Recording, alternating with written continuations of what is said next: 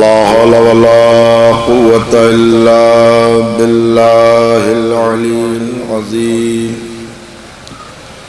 أعوذ بالله من الشيطان اللعين الرجيم. بسم الله الرحمن الرحيم. الحمد لله رب العالمين. الصلاة والسلام على أشرف الأنبياء والمرسلين سيدنا ونبينا مولانا أبي القاسم محمد. الصلاة والسلام على أهل بيته الطيبين الطاهرين المعصومين المظلومين المنتخبين المنتجبين. أذهب الله عنهم الرجس وطهرهم تطهيرا.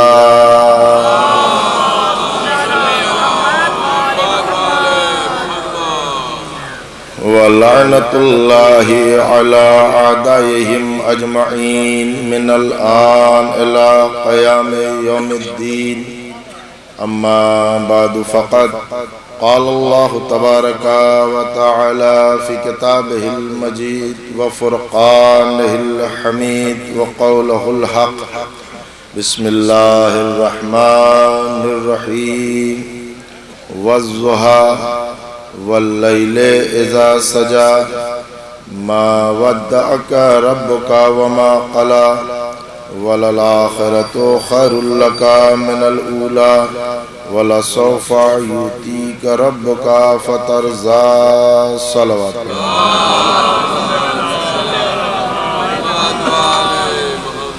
گزارش ہے کہ ایک بار سورہ الحمد اور 3 مرتبہ سورہ توحید کی تلاوت فرما کے مرحوم عابد صلیف محمد ابن جناب محمود حسین صاحب مرحوم کی روح کی سال فرما.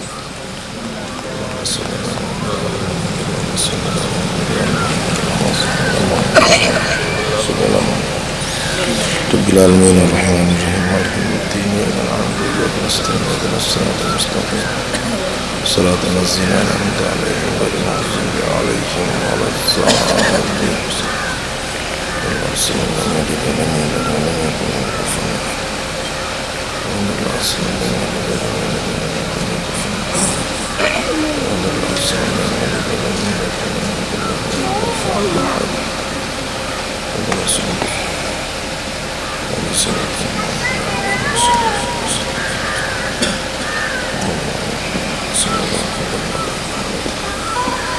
صلوات پڑھنا محمد وعلی محمد.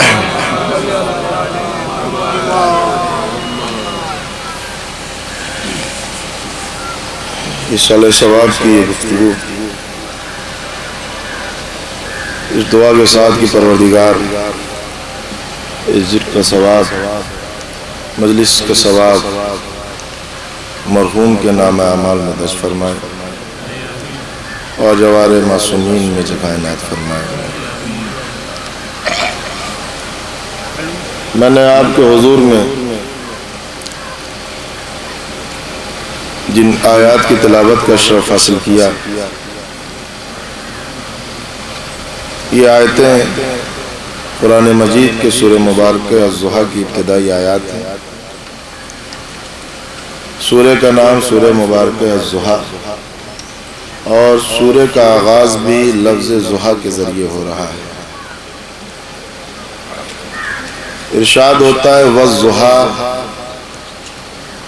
اللہ نے قسم کے ذریعے سے سورہ کا آغاز کیا. متعدد قسمیں اللہ نے قرآن میں کھائی ہیں. دن کی قسم، رات کی قسم، چاند کی قسم، سورج کی قسم، ستارے کی قسم، زمانے کی قسم، بہت سی قسمیں ہیں. اللہ نے اس سورہ کا آغاز بھی ایک قسم کے ذریعے کیا اور ارشاد فرمایا والضحیٰ. ضحیٰ سورج کی وہ کیفیت، وہ حالت جب وہ اپنے کمال پہ ہو، جب چڑھتا ہوا دن ہو تو اس کیفیت کو ضحیٰ کہا جاتا ہے۔ والضحیٰ چڑھتے ہوئے دن کی قسم، واللیل اذا سجا، لیل کے معنی رات کی، سجا کے معنی اس رات کی صفت یہ ہے کہ مکمل تاریک ہو جائے، جب بالکل اندھیرا ہو جائے۔ واللیل اذا سجا، اس رات کی قسم جو مکمل تاریک، چڑھتے ہوئے دن کی قسم اور اندھیری رات کی قسم۔ اللہ نے پہم مسلسل دو قسمیں کھائیں، دن کی قسم اور رات کی قسم۔ اس کے بعد جو بات کہی وہ یہ کہ ما ودعک ربک وما قلی، اے میرے حبیب، اے میرے پیغمبر، اے میرے رسول، اے طٰہٰ یاسین، اے مزمل و مدثر، اے بشیر و نذیر، ہم نے آپ کو کبھی تنہا نہیں چھوڑا۔ اور فرما رہے ہیں دن کی قسم، رات کی قسم، حبیب ہم نے آپ کو کبھی الوداع ہم نے کبھی آپ کو الوداع نہیں کہا، تنہا نہیں چھوڑا، اور حبیب نہ ہم کبھی تجھ سے ناراض ہوئے۔ اب اگر کوئی روایت ملے کہ اللہ اپنے حبیب سے ناراض ہے تو وہ روایت قابل اعتبار نہیں ہے، قرآن کی نص موجود ہے، حبیب ہم تجھ سے ناراض نہیں ہوئے، ما ودع، ہم کبھی تجھ سے ناراض نہیں ہوئے اور نہ کبھی ہم نے تجھے تنہا چھوڑا۔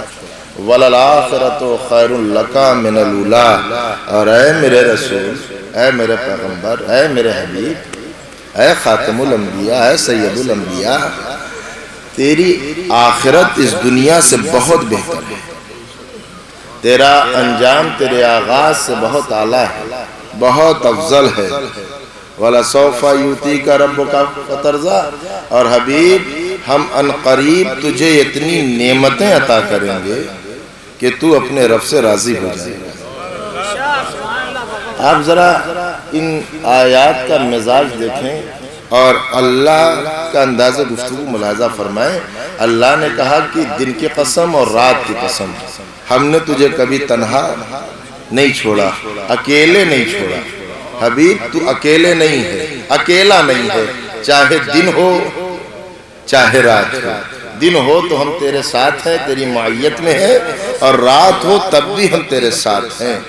یعنی یہ وجود جس کا نام سرکار دو عالم ہے، جو حضور ہیں، جو آخری نبی ہیں، پیغمبر ہیں، رسول ہیں، گاڈ کے میسنجر ہیں، خاتم الانبیاء ہیں، سید الانبیاء ہیں، فضیلتوں کا کعبہ ہیں، وجہ تخلیق کائنات ہیں، یہ ایک لمحہ بھی اکیلے نہیں ہیں، چاہے وہ دن ہو یا رات ہو، اور اللہ کبھی اپنے حبیب سے ناراض ہوا ہی نہیں۔ اے میرے حبیب ہم دن میں بھی تیرے ساتھ ہیں اور رات میں بھی ہم تیرے ساتھ ہیں۔ اب میں جملہ عرض کر رہا ہوں کہ اللہ نے یہ اعلان قرآن میں کیا کہ میرے نبی کو اکیلا نہ سمجھنا، میرے نبی کو تنہا نہ سمجھنا۔ جب قرآن کی تلاوت کرنا تو ذہن میں یہ خیال رہے کہ دن میں بھی اللہ ان کے ساتھ ہے، رات میں بھی اللہ ان کے ساتھ ہے۔ اب اگر رات میں کہیں جانے لگے تو اکیلا سمجھ کر ساتھ جانے کی ضرورت نہیں ہے۔ صلوات پڑھ لے محمد والے محمد والے۔ دن میں بھی اللہ ان کے ساتھ ہے اور رات میں بھی اللہ ان کے ساتھ ہے۔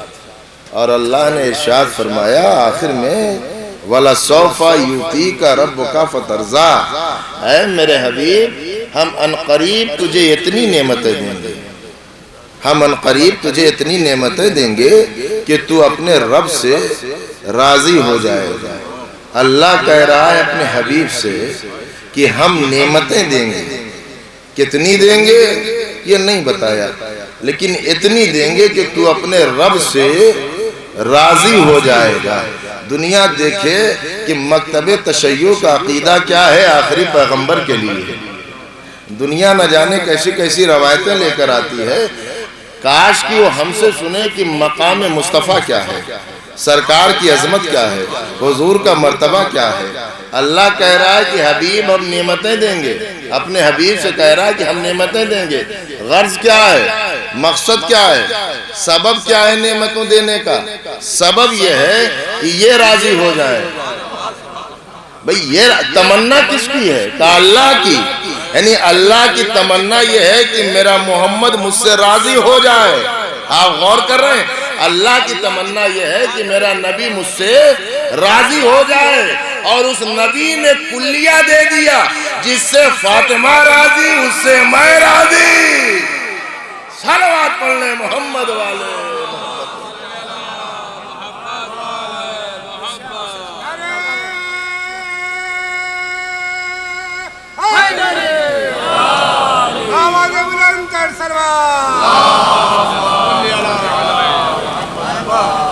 تو میرے حبیب، دن میں بھی ہم تیرے ساتھ ہیں اور رات میں بھی ہم تیرے ساتھ ہیں۔ چڑھتا ہوا دن، صحن خانہ کعبہ، اللہ کا گھر، اللہ کا گھر مکے میں، صحن خانہ کعبہ، وہاں حضور تنہا ہے۔ اللہ نے کہا حبیب تو تنہا نہیں ہے، ہم تیرے ساتھ ہیں، دن ہو یا رات، کبھی اپنے آپ کو اکیلا محسوس نہ کرنا۔ دن ہے بظاہر نبی اکیلے ہیں، مجمع کافروں کا ہے، مشرکوں کا ہے، عتبہ ہے، عتیبہ ہے، شیبہ ہے، ولید ہے، عاصم بن وائل فہمی ہے، مغیرہ ہے، کچھ بڑے بڑے نام بتا رہا ہوں، چھوٹے چھوٹے آپ سمجھ لیں۔ اس مجمع کی کنڈیشن یہ ہے کہ یہ سارے بڑے بڑے وی آئی پی کافر چاروں طرف بیٹھے ہوئے ہیں، حضور تنہا ہے، چلتا ہوا دن ہے۔ قرآن کی آیتوں کی تلاوت فرما رہے ہیں سورہ نون والقلم کی۔ وَلَا تُطِعْ كُلَّ حَلَّافٍ مَّهِینٍ، اے میرے حبیب خبردار، جھوٹی قسم کھانے والے کی اطاعت نہ کرنا۔ حلاف، جھوٹی قسم کھانے والے کی اطاعت نہ کرنا، مہین کم ظرف کی، ذلیل کی اطاعت نہ کرنا۔ مجمع کی کنڈیشن سمجھ میں آ رہی ہے؟ بڑے بڑے کافر، وی آئی پی مشرک، اپنے اپنے قبیلوں کے سردار، اپنی ایک امیج رکھنے والے، ایک ویلو رکھنے والے، اپنا ایک اسٹینڈرڈ رکھنے والے، اپنا ایک مقام رکھنے والے، اپنی ایک حیثیت رکھنے والے، ان کا اپنا ایک رتبہ تھا اپنے سماج میں، اپنے معاشرے میں۔ وہ لوگ وہاں بیٹھے ہوئے ہیں، نبی اکیلے ہیں، چڑھتا ہوا دن ہے۔ ارشاد ہوتا ہے میرے حبیب، جھوٹی قسم کھانے والے کی اطاعت نہ کرنا، ذلیل کی اطاعت نہ کرنا۔ اب اتنی سی بات دنیا کے سمجھ میں نہیں آتی، جو ذلیل ہو وہ قابل اطاعت نہیں ہے۔ اللہ اکبر۔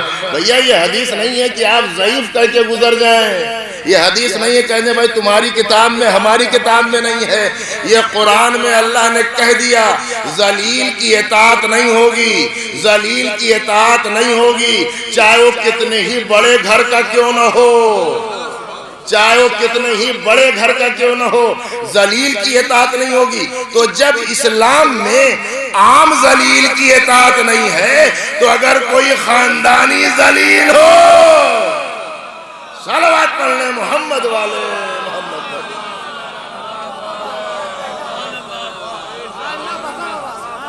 جب نارمل ذلیل کی اطاعت نہیں ہے، جب نارمل ذلیل اس قابل نہیں ہے کہ اسے فالو کیا جائے، اس کی پیروی کی جائے، تو جو نسلی ذلیل ہو، ابا بھی ذلیل، دادا بھی ذلیل، تو وہ کہاں سے ہوگا؟ اب سنیے آپ آیتوں کو، مجمع ذہن میں رہے، وقت ذہن میں رہے، اور جگہ ذہن میں رہے۔ جگہ اللہ کا گھر، مجمع وی آئی پی کفار، کافر، مشرک، پڑھنے والے سرکار، کنڈیشن اکیلے، وقت چڑھتا ہوا دن۔ میرے حبیب ذلیل کی اطاعت نہ کرنا، جھوٹی قسم کھانے والے کی اطاعت نہ کرنا، ہم مازم مشائن بنمیم، اے میرے پیغمبر جو چگل خور ہو، جو چغلی کر کر کے سماج میں جھگڑے کرواتا ہو، جو چگلی کر کر کے قبیلوں کو جدا کرواتا ہو، اس کی اطاعت نہ کرنا، اور جو غیبت کرنے والا ہو اس کی بھی اطاعت نہ کرنا۔ مناع للخیر، جو خیر سے روکے، جو خیر سے روکے اس کی اطاعت نہ کرنا۔ بہت توجہ سنیے گا، جو خیر سے روکے اس کی اطاعت نہ کریے گا۔ کسی نے معصوم سے پوچھا مولا خیر کیا ہے؟ مسکرا کے فرمایا میرے جد کی ولایت ہی تو خیر ہے۔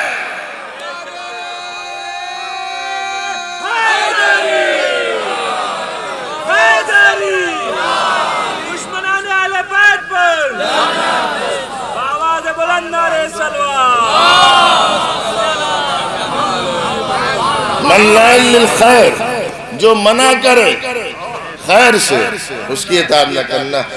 معتدن، معتد، میم عین تے دال، معتدن. منع للخیر، جو خیر سے روکے اس کی اطاعت نہ کرنا. معتدن، جو اپنی حد سے آگے بڑھ جائے. اس کو آپ نے اس لفظ کی، قرآن کے اس لفظ کی گہرائی کو سمجھیے. قرآن کے اس لفظ کی گہرائی کو ملاحظہ کریے کہ اس میں گہرائی کتنی ہے، یہ لفظ ڈیپ کتنا ہے. اللہ نے کہا کہ جو اپنی حد کو کراس کر دے اس کی اطاعت نہ کرنا. اچھا، حد کراس کرنے کا مطلب کیا ہے؟ کہ جو اپنی حد سے صلوات پڑھنے محمد،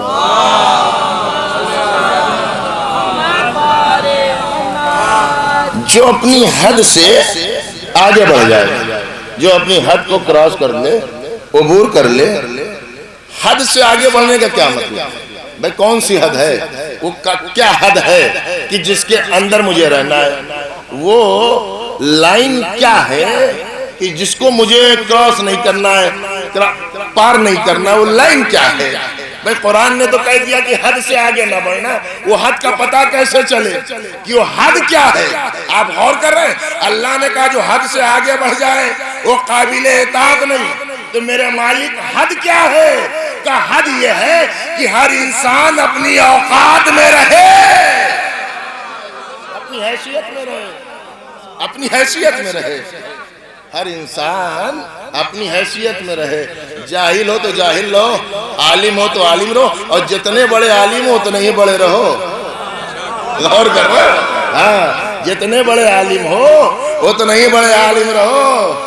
اوپر کے عالم پر انگلی نہ اٹھاؤ کہ انہوں نے یہ کیسے فتویٰ دے دیا اور وہ کیسے کہہ دیا. تو جتنے ہو حیثیت میں رہو نا، حیثیت میں رہو، عزتیں محفوظ رہیں گی. عزتیں. اور تباہی کب ہوتی ہے؟ جب انسان کہا صاحب بقی صاحب ہے، مجلس وجلس تو ٹھیک ٹھاک پڑھ لی، لا یار طبیعت خراب، ان سے دوا پوچھ لیں. اچھا آپ آگئے کہ مولانا یہ پریشانی ہے، ذرا دوا بتا دیجئے. اگر میں نے بتا دی تھا اور آپ نے وہ دوا کھا لی، یقین مانیے کہ بجائے مرض ٹھیک ہونے کے، ارے بھائی میں نے دوائی تو بتائی، کہ آپ کو بتانے کا حق ہی نہیں تھا. آپ اپنی حیثیت کو بھول گئے. آپ ڈاکٹر نہیں ہیں. یہ کہا بھائی مکان بنوانا ہے، نقشہ بنا دیجئے، تو چند لکیریں تو کھینچ دوں گا، لیکن گھر بنے گا یا جوبا مجھے نہیں پتا. غور کر رہے ہیں کیا مطلب ہے؟ کہا کہ آپ کو اس لائن کا علم ہی نہیں ہے. اب آپ سنیے فارمولا مولا نے بتایا ہے، یہ مولا کا قول ہے. کہنے لگے اگر ہر انسان اپنی حیثیت میں رہنا شروع کر دے تو معاشرے میں اختلاف رہے گا ہی نہیں. صلوات پڑھ لیں محمد والے.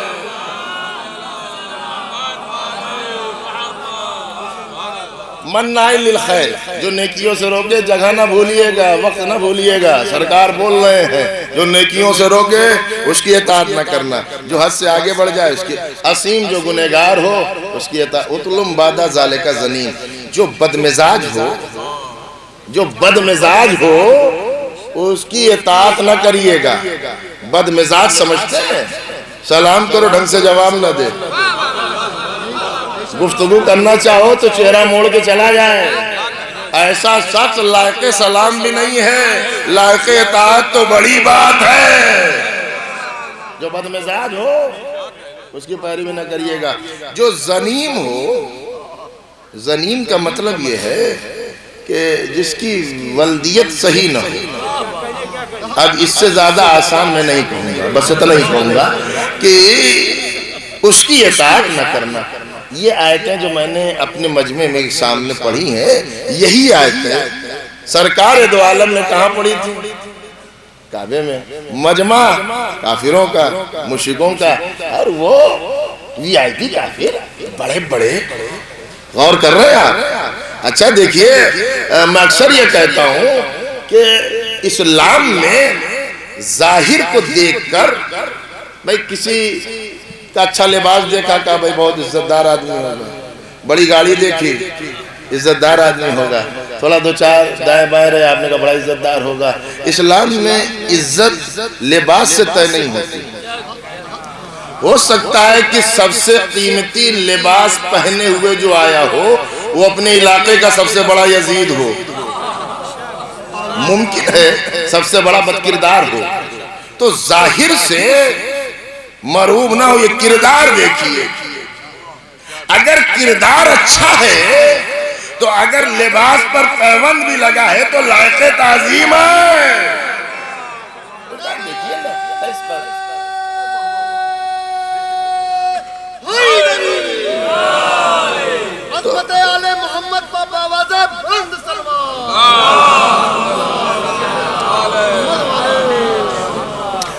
تو وہ جو کافر تھے وہ دوسرے سے کہنے لگے کہ محمد کی ان باتوں کو کب تک سنتے رہو گے؟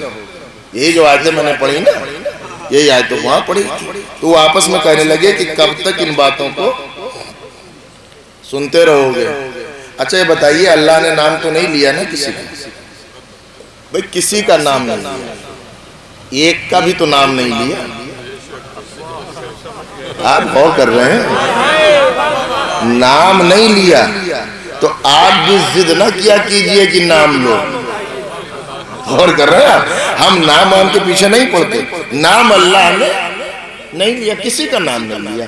تو بالکل میں کامن سینس کی بات کر رہا ہوں، جب بائی نیم ایڈریس نہیں کیا گیا، بائی نیم خطاب نہیں کیا گیا تو انہیں برا کیوں لگا؟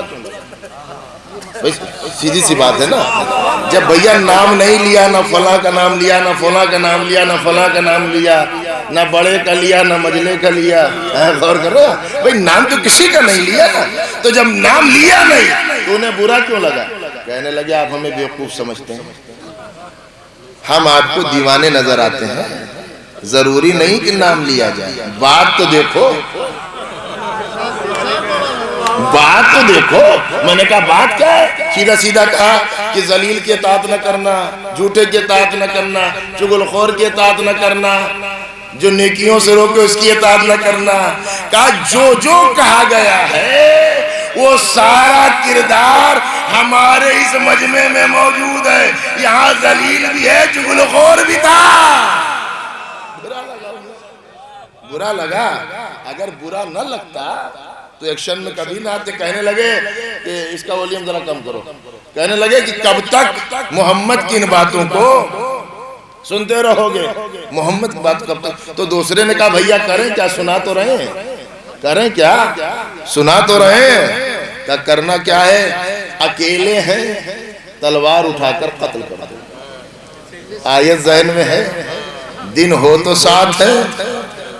وہ کافر کہنے لگا دوسرے کافر سے، اکیلے ہیں تلوار اٹھاؤ قتل کر دو۔ اس نے کہا ٹھیک ہے۔ اس کے کہنے پہ اس نے تلوار اٹھائی، قتل کے ارادے سے 2 قدم چلا تھا، جس نے کہا تھا قتل کر دو چیخ کر کہنے لگا جلدی سے تلوار کو نیام میں چھپا لے، جلدی سے تلوار نیام میں چھپا لے۔ اس نے پلٹ کر کہا ابھی تو تم نے کہا تھا قتل کر دو، اب تلوار چھپانے کے لیے کہہ رہا ہے۔ کہا دیکھ نہیں رہا ہے، وہ ابو طالب کھڑا دیکھ رہا ہے۔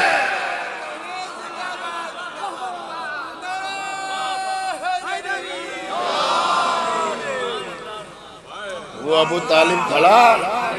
اب آپ سنیے آیت کو، حبیب دن ہو تو ہم تیرے ساتھ ہیں، رات ہو تو ہم تیرے ساتھ ہیں۔ اب اس مجمع میں وضاحت کی تو ضرورت نہیں ہے، دن میں باپ نظر آیا، اللہ اکبر، ہے نا، سمجھ گئے نا، دن میں باپ نظر آیا، رات میں بیٹا نظر آیا۔ نہ باپ کا جواب،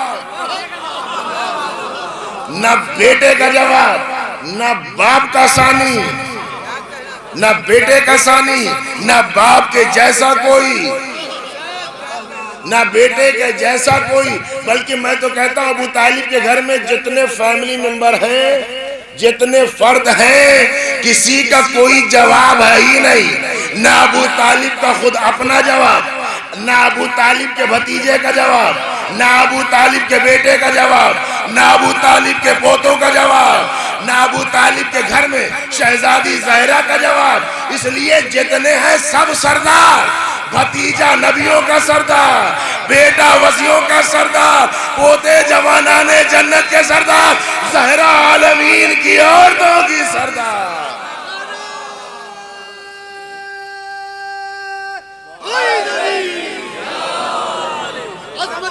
طالب علیہ السلام پر باواز بلند سلوات.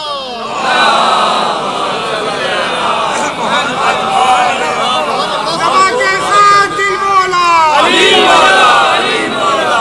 زمین بولی فلک بولا علی مولا، علی مولا. نبی بولے ملک بولا علی مولا، علی مولا.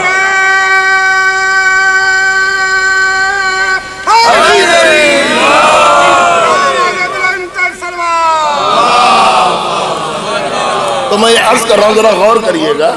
یہ سورہ نون والقلم شروعات میں 10 11 12 13 14 یہ سب آیتیں آپ کو مل رہی ہیں. میں عرض یہ کرنا چاہ رہا ہوں سرکار آپ کی خدمت میں کہ اللہ نے کہا کہ جو ذلیل ہو اس کی اطاعت نہ کرنا. ٹھیک ہے، جو ذلیل ہو اس کی اطاعت نہ کرنا، اور جو جھوٹا ہو اس کی اطاعت نہ کرنا، جو چغل خور ہو، غیبت کرنے والا ہو، نیکیوں سے روکنے والا ہو، بد مزاج ہو، بد نسل ہو، اطاعت نہ کرنا. اچھا کریں کس کی؟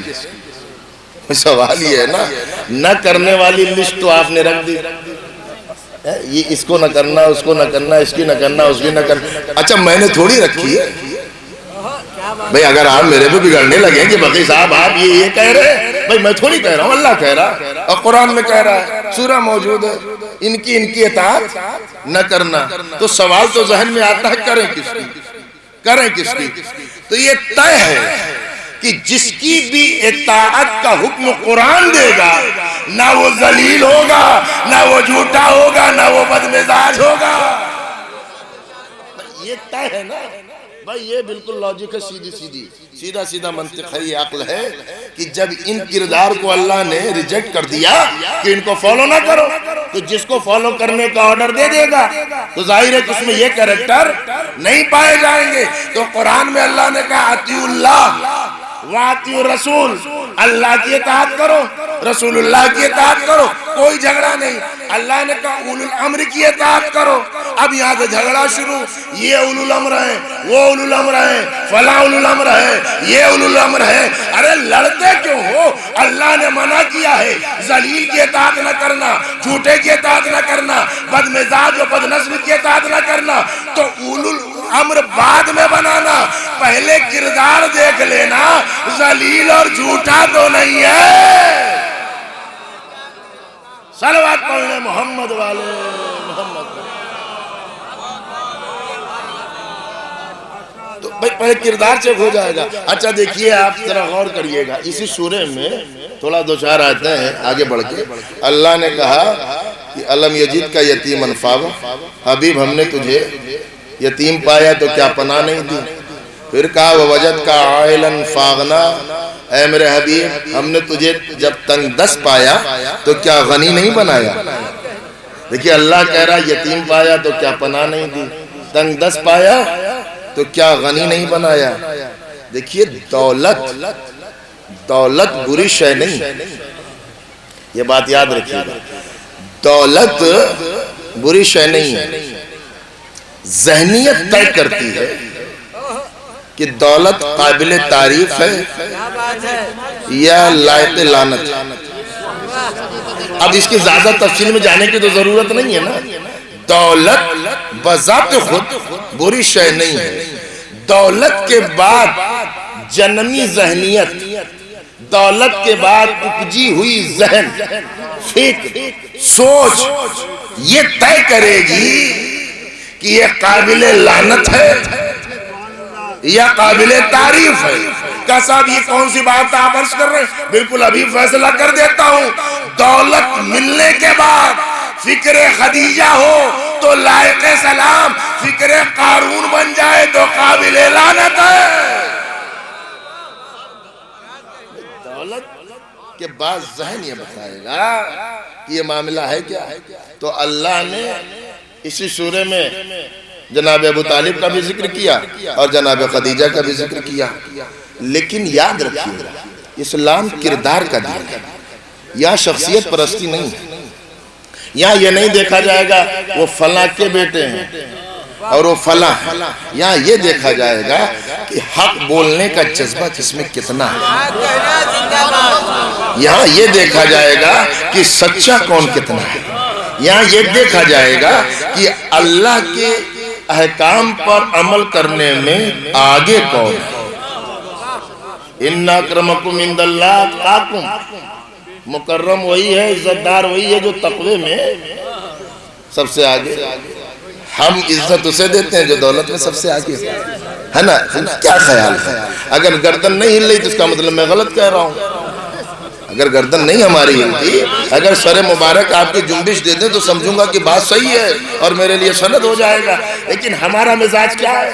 ہمارا مزاج یہ ہے کہ ہم برائیوں کو سراہتے ہیں، ہم برائیوں کو تقویت پہنچاتے ہیں، ہم غلط لوگوں کو سپورٹ کرتے ہیں۔ جس دن انسانیت طے کر لے گا کہ مجھے غلط تو چھوڑیے، کرنا تو چھوڑیے، غلط آدمی کی حمایت بھی نہیں کرنی ہے، تبلیغی مجلس کی ضرورت ہی نہیں ہے۔ غور کر رہے ہیں آپ؟ وہ کہتے تبلیغی مجلس پڑھیے، تبلیغی مجلس پڑھیے۔ اچھا مجلس تو تبلیغی ہو رہی ہے صاحب، خوب ہو رہی ہے، لیکن تبلیغ کیسے ہوگی؟ کون سدھارنے کے لیے آئے گا؟ مولانا کے پاس سپر پاور نہیں ہے، سمجھ رہے ہیں آپ میں سے ہر ایک خود اپنی جگہ پر مکمل اتھارٹی رکھتا ہے۔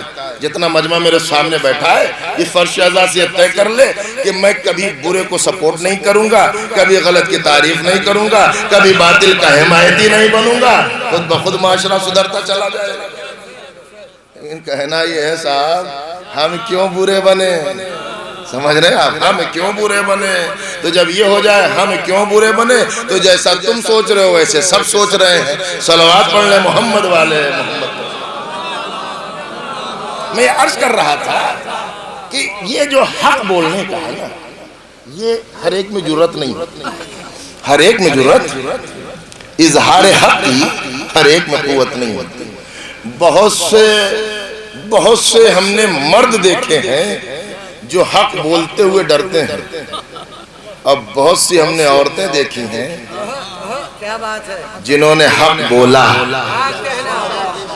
اب بتائیے یہ مرد رضی اللہ کی تعریف ہوگی یا اس خاتون کی ہوگی جس کے اندر حق بولنے کا جذبہ ہے، جس کے اندر جرأت اظہار ہے، جو حق بولنا۔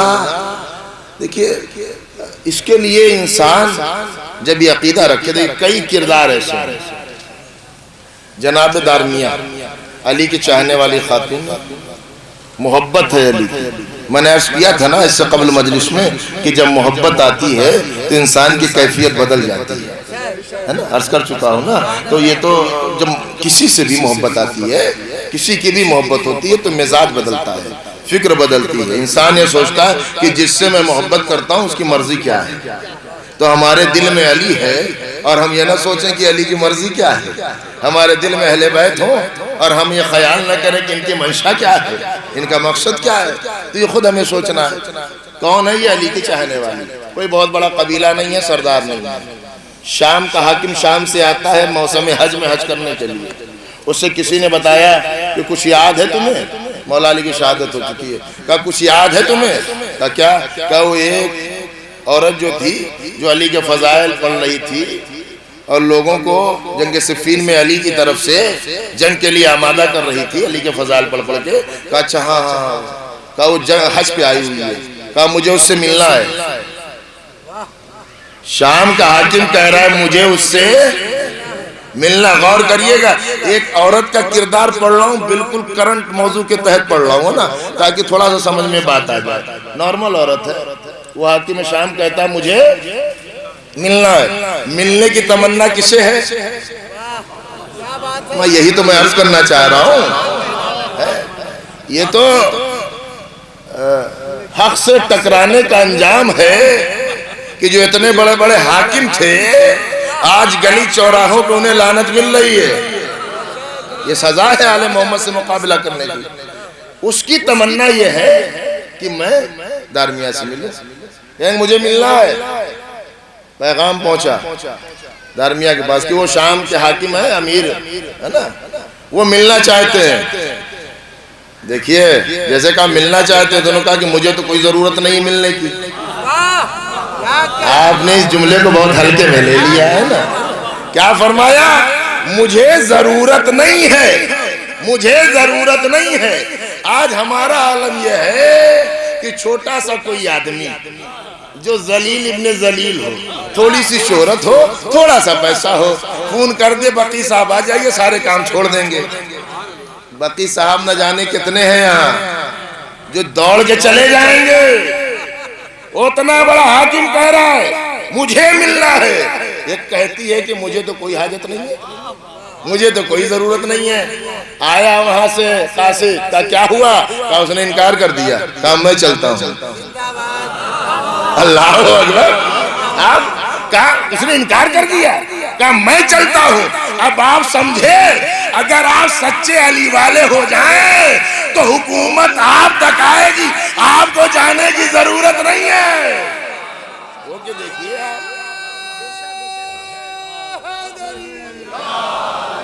علی اس میں الہی ہے، علی کی بادشاہی ہے. زبان کے ساتھ دل بولا علی مولا، علی مولا. زبان کے ساتھ دل بولا علی مولا، علی مولا. نعرہ صلوات.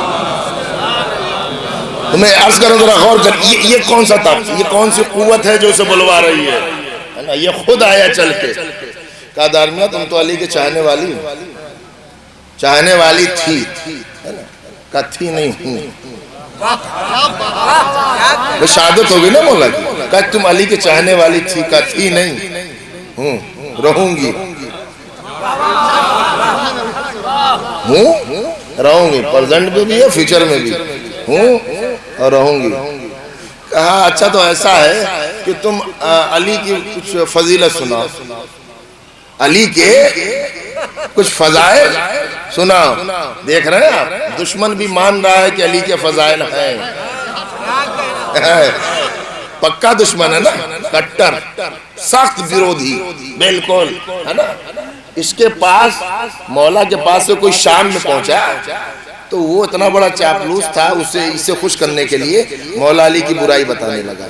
کہا کہ میں کنجوس کے پاس سے آ رہا ہوں، اس کے پاس سے آ رہا ہوں. تو اس نے کہا تو جھوٹا ہے، تو جھوٹا ہے. علی اور کنجوسی کوئی تال میل ہے ہی نہیں. اقرار میں بھی ہے نا. تو کہا کہ تو مولا کے کچھ فضائل بیان کر. حج کا موسم ہے نا. کہا علی کے کچھ فضائل بیان کر. دارمیہ نے کہا کیا فضائل بیان کروں؟ میرے مولا کے اتنے فضائل ہیں اگر بیان کرنا شروع کروں تو حج کا زمانہ ختم ہو جائے گا، فضیلت علی نہیں ختم ہوگی. کیا بیان کرو؟ کہا نہیں کچھ تو بیان کرو. اب جملہ سنیے گا، غور کریے گا. کہا کچھ تو بیان کرو، کوئی ایک بات بیان کر دو. کہنے لگے سن، اگر سننا چاہتا سن. علی ایک جملہ کہا، ایک جملہ کہا علی خلافت سے پہلے جیسے تھے ویسے ہی تخت خلافت پر بھی تھے. شاید یہ میرا مجمع اس جملے کی گہرائی تک پہنچا. اس نے کہا کہ حکومت ملنے سے پہلے جیسے تھے ویسے ہی تخت حکومت پر بھی تھے، مزاج نہیں بدلا. کچھ پیغام مل رہا ہے نا. یعنی بتلانا چاہتی تھی وہ کردار اور ہوں گے جو دولت کے بعد بدل جائیں، حکومت کے بعد بدل جائیں. علی کا کردار نہیں بدلتا، جیسے پہلے تھا تو سنا. اس کا مطلب اس نے چیلنج کیا تھا نا کہ علی کو کیا دیکھتا ہے، علی جیسے تھے پہلے ویسے بعد میں بھی تھے، تو اپنے بارے میں بتا یہ حیثیت کیا ہے، تو کتنا بدل گیا. تو خیر کہنے لگا اچھا کہا کہ اگر میں تمہیں کچھ دوں تو لوگ کوئی ہدیہ دوں؟ کیوں نہیں لوں. اب امیر صاحب نے کہا کہ 100 سرخ بالوں والے اونٹ، یہ عرب کی قیمتی ترین قسم اونٹوں کی، مہنگے ترین اونٹ جو عرب کے اندر تھے سرخ بالوں والے. خزانے دار کا کہا دے دو بھائی. 100 اونٹ دے دی. دینے کے بعد دیکھیے اسے کہتے ہیں پولیٹکس، سیاست، راجنیتی. جب دے چکا کہنے لگا اگر علی ہوتے تو اتنا دیتے. غور کر رہا اچھا علی ہوتے تو اتنا دیتے؟ تو درمیان نے کہا کہ اچھا دے دیا. اچھا دینے تو عجیب جملہ کہا اگر دوں لے گی کہاں لے 100 دیے. کہا کہ بات یاد رکھنا یہ دینے کے بعد بھی تو رہے گا علی علی رہیں گے. سمجھ رہے؟ تو رہے گا علی علی رہیں گے. دے دیے 100. کہا کہ اگر علی ہوتے تو اتنا دیتے. اب جواب سنیے. کہنے لگی علی ہوتے تو 1 درہم نہ دیتے. 100 دیے تھے نا اس نے. کہا اگر علی ہوتے تو اتنا دیتے. کہا اگر علی ہوتے تو 1 درہم بھی نہ دیتے. بس آخری جملہ فضائل کا پڑھ رہا ہوں. علی ہوتے تو 1 درہم بھی نہ دیتے. کہا کیوں؟ جواب سنیے. کہنے لگی علی کا بیت المال غریبوں کے لیے تھا, لوگوں کو خریدنے کے لیے نہیں تھا. صلوات پڑھ لیں محمد والے.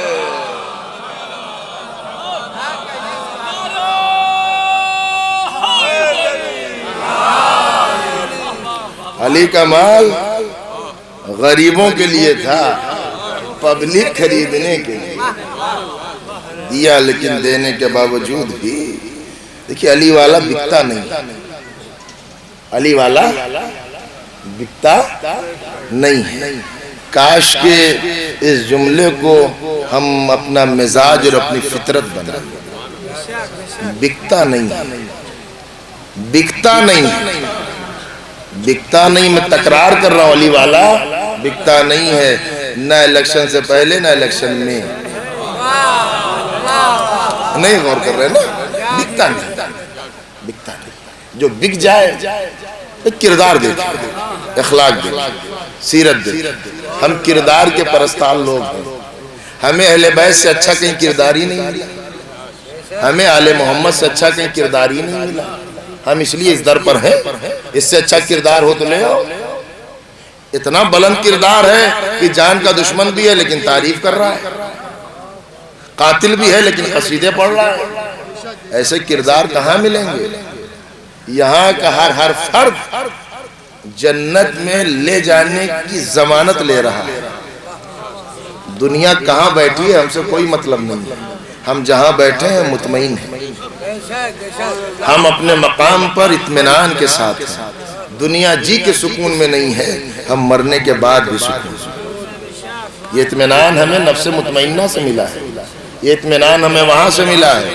یہاں اضطراب نہیں ہے. یہاں مومن کی شان ہی یہ ہے, مصیبتیں آئیں گے تو مسکراتا رہے. یہ دنیا مومن کے لیے تو قید خانہ ہے. مولا نے فرمایا ہماری محبت ہے تمہارے سینے میں تو مصائب کے لیے تیار رہو. مصیبتوں کا مطلب توہین نہیں ہے. مصائب توہین کا نام نہیں ہے. ایمان جب پختہ ہوتا ہے تو انسان مصیبت کو امتحان سمجھتا ہے اور اس منزل سے گزر جاتا ہے. اس منزل سے گزر جاتا ہے. میرے عزیزو, زندگی میں نشیب و فراز ہے. اس طریقے ایک دھارے پہ زندگی نہیں بہتی, ایک اسپیڈ سے زندگی نہیں گزرتی. بھئی بچپنا ہے, ہم میں سب بچپنا تھا, جوانی آئی, بڑھاپا آیا, دور بدلے, تقاضے بدلے. بچپنا تھا تو فطرت, مزاج, سوچ کچھ اور تھی. جوانی آئی تو کچھ اور ہوئی, بڑھاپے کی منزل آئی تو کچھ اور ہوئی. لیکن یاد رکھیے گا انسان عمر کے ساتھ ساتھ اس کے تقاضے بھی بدلتے رہتے ہیں. اگر آپ نفسیات کو دیکھیں, سائیکلوجی کو دیکھیں تو بچوں کی خواہش کچھ اور ہے, جوانی کی خواہش کچھ اور ہے. جوانی کے بعد 10-15 سال کا پیریڈ, 25 سے لے کے 35-40 سال کچھ اور ہے, آخر کی منزل کچھ اور ہے. مطالب عمر کے ساتھ ساتھ بدلتے رہتے ہیں, سوچنے کا طریقہ بدل جاتے ہیں, جذبات بدل جاتے ہیں, خواہشات بدل جاتی ہیں, آرزویں الگ شکل کی ہو جاتی ہیں.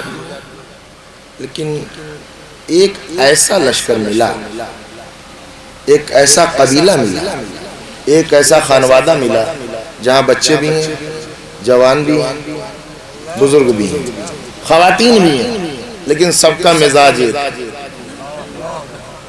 یاد آ گیا نا آپ کو؟ حسین کے لشکر میں آپ 72 نہ دیکھیں، 72 نہ دیکھیں۔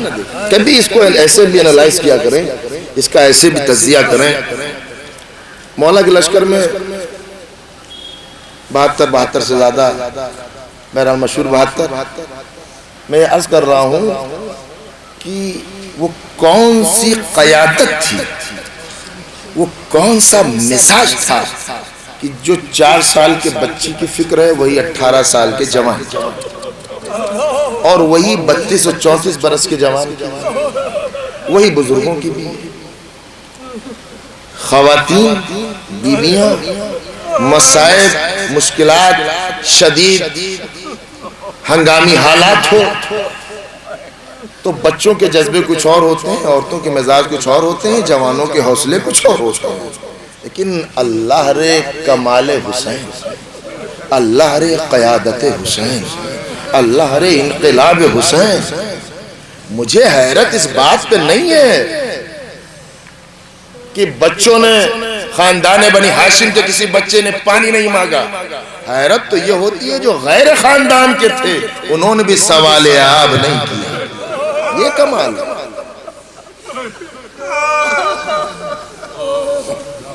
سکینہ کیسے پانی مانگا؟ بھئی میرے عزیزو، جناب سکینہ تو حسین کی لخت جگر ہے، کیسے پانی مانگا؟ دیکھیے میں مصائب اپنے برادر بزرگ مولانا غنفر صاحب کے لیے میں جناب علی اکبر کے سلسلے کے مصائب کو بالکل میں ٹچ نہیں کر رہا ہوں، انشاءاللہ وہ تفصیل کے ساتھ بیان کریں گے، لیکن میں عرض یہ کرنا چاہتا ہوں کہ اس قبیلے سے قربت کا نتیجہ کیا ہو۔ ہند کا نام سنا ہے نا؟ کون تھی وہ؟ جناب ہند کون تھی؟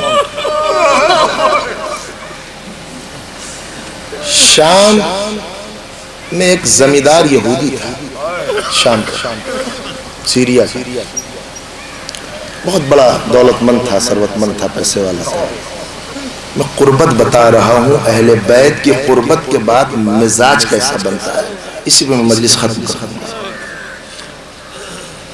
اکیلی بیٹی تھی، مالی حیثیت بہت زیادہ تھی، دولت کی کمی نہیں تھی، سب کچھ تھا، اکیلی بیٹی تھی، لیکن نابینا ہو گیا، دونوں آنکھوں کی روشنی ختم ہو گئی۔ بڑا علاج، بہت طبیب، بہت ڈاکٹر، یعنی اس زمانے کے جتنے علاج مہیا و میسر ہو سکتے تھے سب اس نے کرا دیا، سب کرا دیا، سب نے کہہ دیا کہ روشنی نہیں آ سکتی۔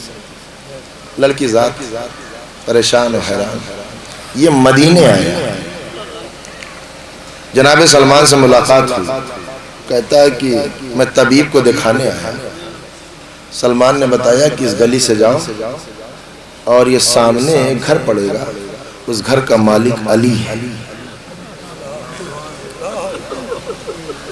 اس علی سے جا کے تم اپنی حالت بتانا اور بچی کو دکھا دینا۔ یہ آیا، آگے کہتا ہے یا علی میں غیر مسلم ہوں، میں یہودی ہوں، یہ میری بچی ہے، زمانے کے اطباء نے منع کر دیا کہ اسے شفا نہیں ملے گی، اس کی آنکھوں کا نور نہیں آئے گا۔ مولا نے، امام حسین ٹہل رہے تھے، 4 برس یا 5 برس کا شہزادہ حسین کا سن تھا، بلایا میرے لال حسین قریب آؤ۔ امام حسین قریب آئے، قریب آنے کے بعد ظرف آب رکھا تھا، پانی کا برتن تھا، کہا میرے لال اس میں اپنے ہاتھوں کو ڈال دو۔ حسین نے ہاتھ ظرف آب میں ڈالے، کہا یہ اپنی بیٹی کی آنکھ پہ چھڑک دیا۔ کہنے لگا یا علی نہ آپ نے پانی پہ کچھ پڑھا نہ آپ کے بیٹے حسین نے پانی پہ کچھ پڑھا، کہا پڑھنے کی ضرورت نہیں ہے، میرے حسین کا ہاتھ لگ گیا، شفا بن گیا۔ اس نے جیسے ہی آنکھوں پہ چھڑکا، آنکھوں سے دکھائی دینے لگا، بینائی آ گئی، آنکھوں میں روشنی آ گئی۔ اللہ رے کمال حسین، ایک مرتبہ روشنی آئی، چند دن قیام کیا، کلمہ پڑھا، مسلمان ہو گیا۔ عبداللہ نام رکھا. مولا نے پوچھا بیٹی کا کیا نام ہے؟ کہا اس کا نام ہند ہے. اس کا نام ہند ہے. جب اسے شفا ملی تو چند دنوں کے بعد جب بابا جانے لگا تو یہ کہنے لگی بابا میں شہزادی زینب کی خدمت میں رہوں. بابا آپ جائیے، میں ابھی شہزادی زینب کی خدمت انجام دوں گی. عزادارو بہت سالوں تک ہند جناب زینب کی خدمت کرتی رہی، خادمہ کی حیثیت سے رہی. جب بڑی ہوئی تو مولا نے اسے پیغام پہنچایا کہ اپنی بیٹی کو لے کے چلا جا. یہ آئی، شام آ گئی، اپنے وطن آ گئی. یزید کے ساتھ اس کی شادی ہوئی، تفصیل پھر کبھی بیان کروں گا. یزید کے ساتھ اس کی شادی ہوئی. بس ایسے سمجھ لیں کہ یزید کے گھر میں ایسے ہی تھی جیسے جناب آسیہ فرعون کے گھر میں تھی. اہتمام قدرت کا تھا، مصلحت خدا کی تھی کہ وہاں آسیہ کی آغوش میں موسیٰ کو آنا تھا، یہاں سکینہ اور جناب زینب سے اس کی ملاقات ہونی تھی. عزادارو یہ ہند یہاں رہ رہی ہے، لیکن جب یہ قافلہ آیا اور قید خانے میں رہا تو ہند تڑپتی ہے، بے چین کنیزوں سے کہتی ہے جب سے یہ اسیر آئے ہیں میرا دل رو رہا ہے، میں تڑپ رہی ہوں، یہ کیسے اسیر آئے ہیں. ایک دن رات کی تاریکی میں کنیزوں سے کہا کہ مجھے ذرا اسیروں سے ملاقات کروا دو، یہ جو قیدی آئے ہیں ان سے میری ملاقات ہو جائے. کنیزیں آگے آگے ہیں. کسی نے قیدیوں سے جا کے کہا ہند آتی ہے، ہند آتی ہے. عزادارو جملے یہ ہیں، شہزادی زینب اٹھیں، ایک گھر کے کنارے میں قید خانے کے گوشے میں جا کے بیٹھ گئیں. ہند آئی، چراغ سے ایک ایک بی بی کو دیکھتی رہی. ایک مرتبہ کہا وہ جو گوشے میں بیٹھی ہے وہ کون بی بی ہے؟ عزادارو بیویوں نے لاکھ چاہا ہند نہ جائے، لیکن ہند پہنچ گئی، جناب زینب کے سامنے جا کے بیٹھی اور بیٹھ کے کہتی ہے اے قیدی بی بی ذرا کچھ تو بولو، ذرا کچھ گفتگو تو کرو. ادھر جناب زینب نے بولا، تڑپ کے کہتی ہے یہ لہجہ تو پہچانا ہوا لگتا ہے، یہ آواز تو جانی ہوئی لگتی ہے، اے بی بی تم کون ہو؟ عزادارو ہند کہتی ہے یہ آواز تو میری شہزادی زینب سے ملتی ہے. اے ہند میں وہی زینب، وہی علی.